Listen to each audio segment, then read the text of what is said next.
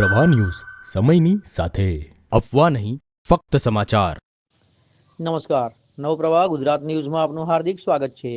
સિનોર તાલુકામાં આવેલ નર્મદા કિનારે મોલનેથા જૂના ગામ પાસે નર્મદા કિનારે આવેલ અતિ પૌરાણિક આઈ શ્રી ખોડિયાર તપોવન તીર્થ આશ્રમ આવેલ છે।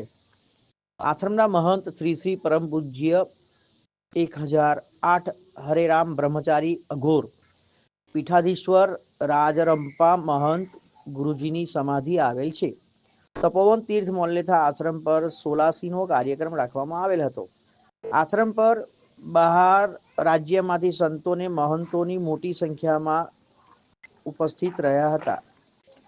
ત્યાંના સ્થાનિક મહંત જસુભાઈ બહારથી આવેલા સંતો મહંતો આવકારીને ફુલહારથી સ્વાગત કરીને ભેટ અર્પણ કરી અને સ્વાગત કર્યું હતું। ત્યારબાદ મહાપ્રસાદી જમાડીને ભાવભીની વિદાય આપવામાં। જય માતાજી। હું માયવાડ જસુભાઈ, મોલેથા ગામ, ખોડિયાર તપોવન તીર્થ।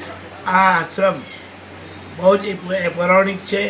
આ જગ્યામાં અમે મા ખોડિયાર અને ભોળેનાથ શંકર નર્મદેશ્વર મહાદેવ અને અમારા ગુરુ જે 166 વર્ષના કહેવાતા હતા, ગણિત કોઈને ખબર નથી, પણ એમને 166 વર્ષનું હિમાલય એમણે તપ કર્યું। ત્યારે બિહાર, બંગાળ, ઝારખંડ અને આસામ આખા ભારત વર્ષનું પરિભ્રમણ કરી અને છેલ્લે એમણે અહીંયા નર્મદા કિનારે વાસ કર્યો અને મને કે ભાઈ મારે અહીંયા સમાધિ લેવાની છે અને એમની સમાધિ અહીંયા નર્મદા ખોડિયાર તપોવન તીર્થ ત્યાં એમને આપવામાં આવી છે।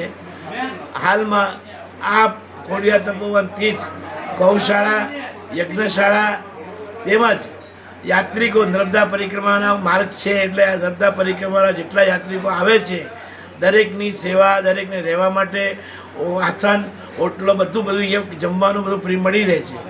કોઈનો ચાર્જ લેવામાં આવતો નથી। સેવાના ભાવે આ આશ્રમ ચાલી રહ્યો છે અને બહુ જ પૌરાણિક વાતો છે આ આશ્રમ સાથે જોડાયેલી।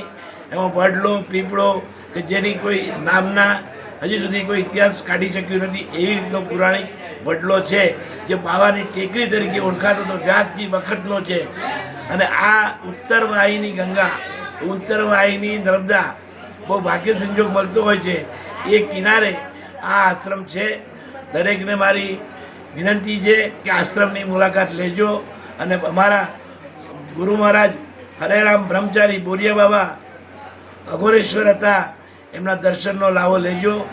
જ્યારે પણ અહીંયા આવશો તમારી મનોકામના મારા બાબાજી અને ખોડિયાર માતા પૂરી કરાવે એવી અભ્યર્થના। જય માતાજી, જય હિન્દ।